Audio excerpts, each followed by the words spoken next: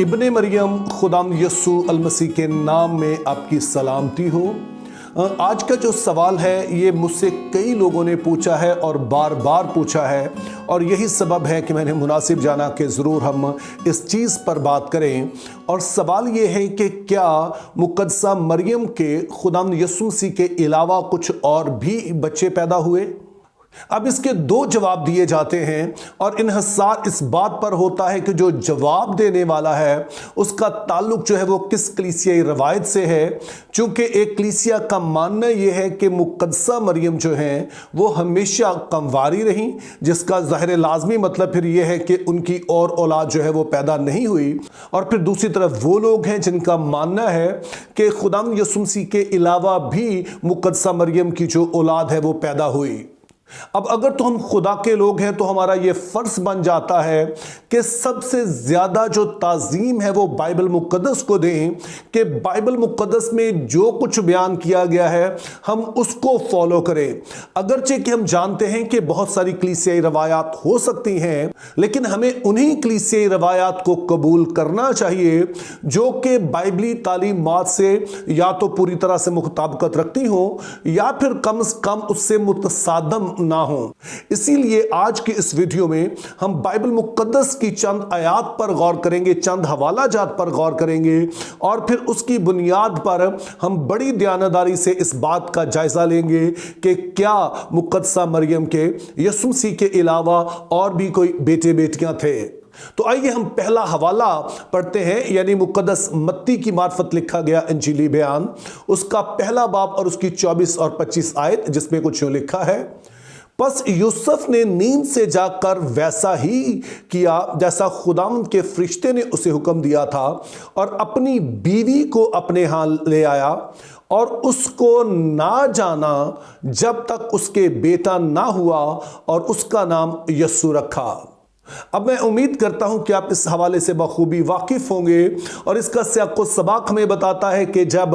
मुक़द्दसा मरियम जो रूहुल कुद्स की कुदरत से हामला हो जाती हैं और मुक़द्दस यूसुफ को इस बारे में पता चलता है, तो चूंकि वो एक रास्तबाज शख्स हैं तो वो उन्हें चुपके से छोड़ देने का इरादा करते हैं, यानी कि वो नहीं चाहते कि वो इस मामले को पब्लिक में लेकर आएँ। लेकिन इसी दौरान खुदावंद का फरिश्ता उन पर जाहिर होता है और उनसे कहता है कि वो अपनी बीवी मरियम को अपने यहाँ लेकर आए। और मुक़द्दस यूसुफ फिर जब उठते हैं नींद से तो फिर वो इस बात पर अमल करते हैं, वो मुक़द्दसा मरियम को अपने यहाँ ले आते हैं, और इसी बात को फिर इन वाली आयत में बताया गया है। और इस हवाले में हमारे मौजू से मुतालिक दो अहम बातें बताई गई हैं।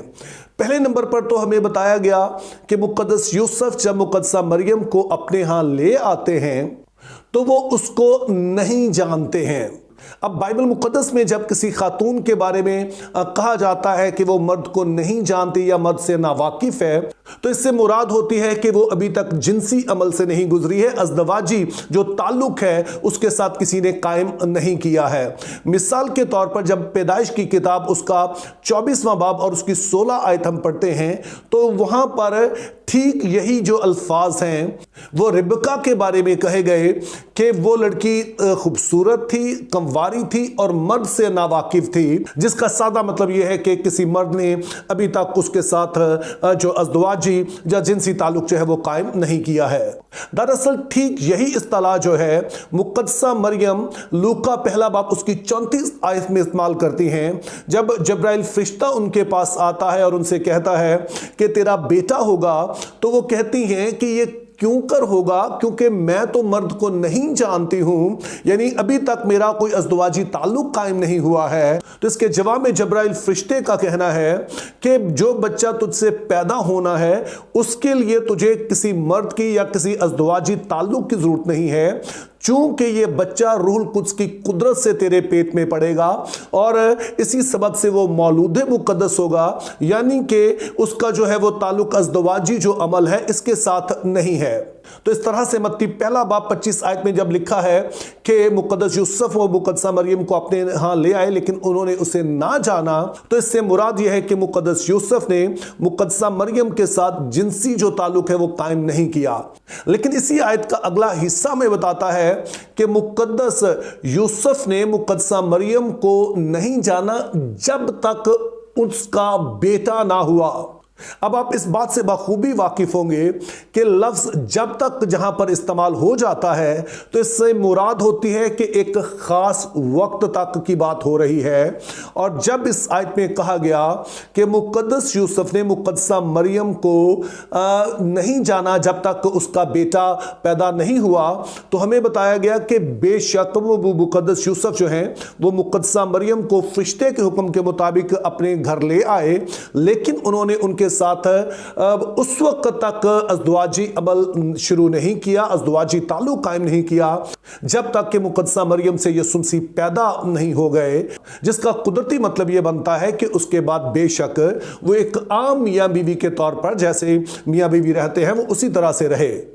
और फिर इस बात की तस्दीक कई और हवाला जात से होती है। मिसाल के तौर पर मुकद्दस लूका की मार्फत लिखा गया इंजीली बयान, उसका 2 बाब और उसकी 6 और 7 आयत में कुछ यूं लिखा है, जब वो वहां थे तो ऐसा हुआ कि उसके वज़ाए हमल का वक्त आ पहुंचा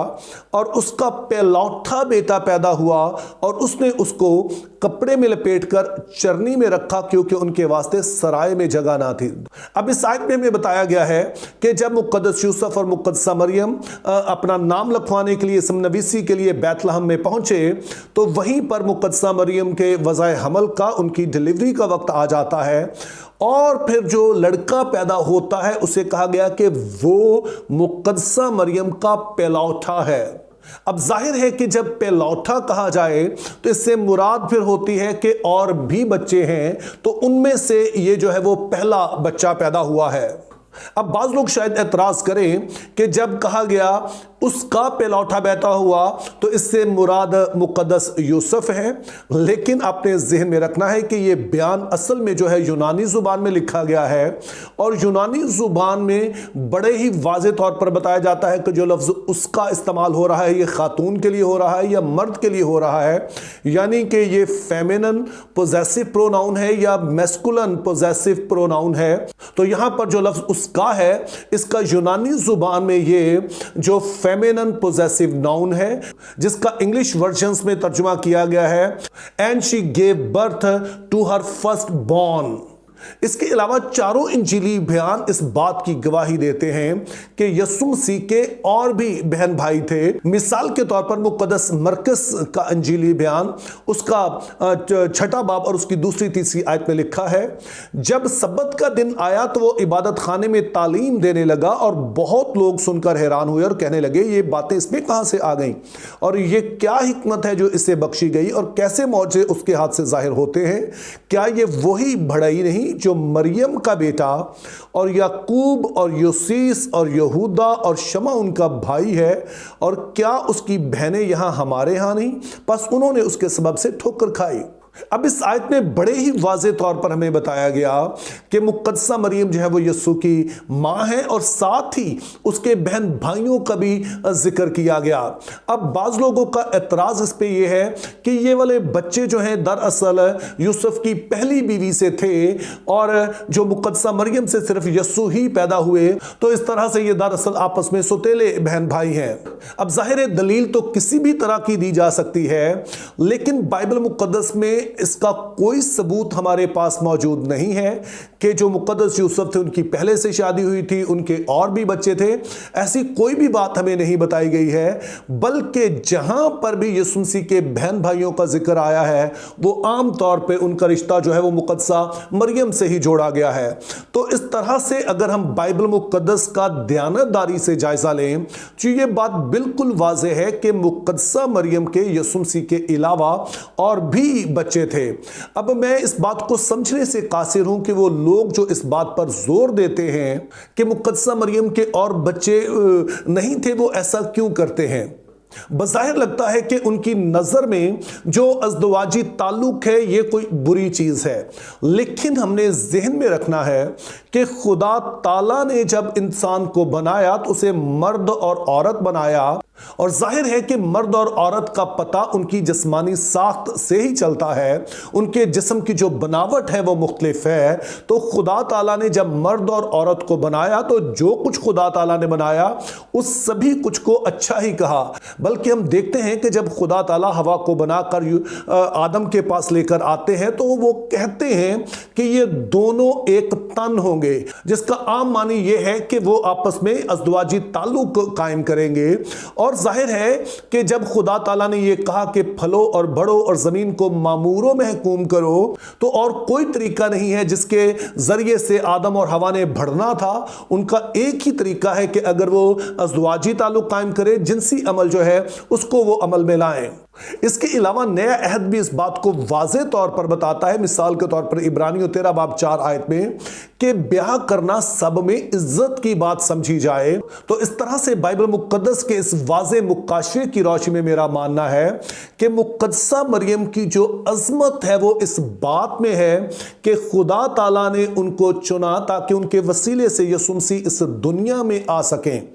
और अगर यीशु मसीह की पैदाइश के बाद मुक़द्दसा मरियम और मुक़द्दस यूसुफ एक आम मियाँ बीवी के तौर पर एक घर में रहे, तो इससे उनकी अज़मत में कोई कमी नहीं आती है, चूंकि ये बंधन खुदा की तरफ से है और खुदा ने ही इस बंधन को इज्जत बख्शी है। तो इस तरह से अगर मुक़द्दसा मरियम की औलाद सिर्फ यीशु मसीह ही होते और बच्चे ना होते तब भी, और जब यीशु मसीह के अलावा और भी उनकी औलाद होगी तब भी उनकी अज़मत में किसी तरह का कोई फ़र्क नहीं आया है। वो हमारे लिए हमेशा काबिल ताज़ीम थी और काबिल ताज़ीम रहेंगी।